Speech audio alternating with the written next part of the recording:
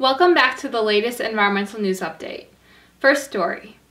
Polar bears could be edging closer to extinction at a faster rate than previously feared, due to climate change, lack of food, and loss of habitat.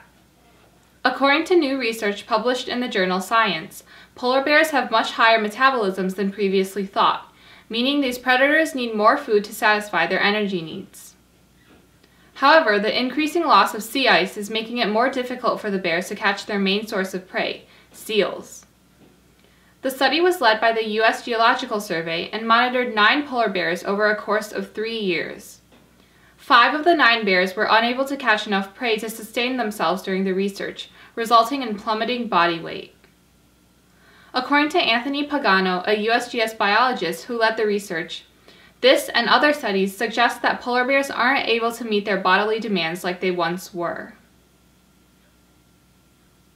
Continuing the topic of climate change in the Arctic, thawing Arctic permafrost can leak not only greenhouse gases into the atmosphere, but also massive amounts of mercury, a potent neurotoxin.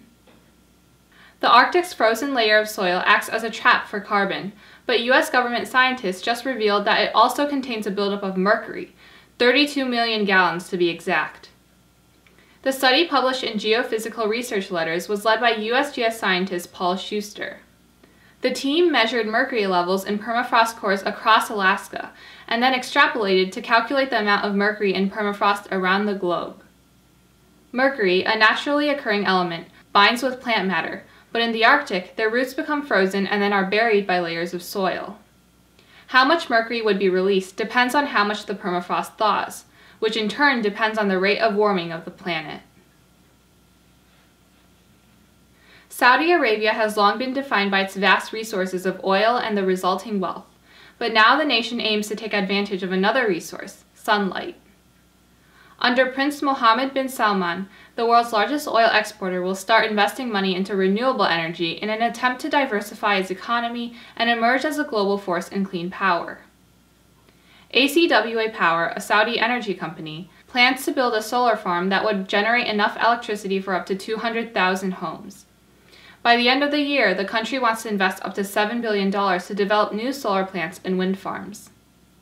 Although Saudi Arabia, an oil kingdom, seems like an unlikely champion for renewables, the country's location and climate provide plenty of promising sites for solar and wind farms.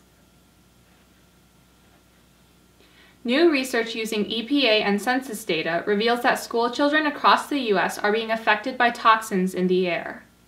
The study of around 90,000 schools in the country warned that the most at-risk students are Black, Hispanic, and low income. Schools were grouped based on their level of exposure to neurotoxins such as lead, mercury, and cyanide compounds, and the research found that half of the 10 worst polluted school counties have non-white populations of over 20%, and some of the worst polluted areas include New York, Chicago, and Pittsburgh. Schools with large numbers of students of color are commonly located near sources of pollution such as major roads and toxic water.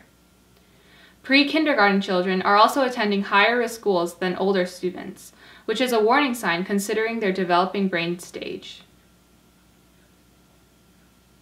Juice bars and health food shops selling cold-pressed juice have become a popular trend, but have you ever wondered what happens to the pulp that is left over from juicing? Once thrown out as compost, that fiber is now being reborn in snacks and breakfast foods in an attempt to cut down waste.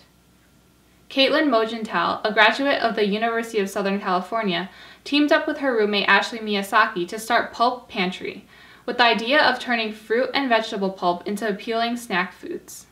The vegetable fiber is first dehydrated in a commercial kitchen and then turned into granola, crackers, and other snacks. Forager, a plant-based food company, also upcycles its juice pulp as the main ingredient in its vegetable chips. Food that is recycled and healthy. How's that for a win-win situation? That's all for this week's report. I hope you enjoyed this video, and if you did, please give it a like and subscribe for more videos. Remember to keep spreading environmental awareness. See you next week.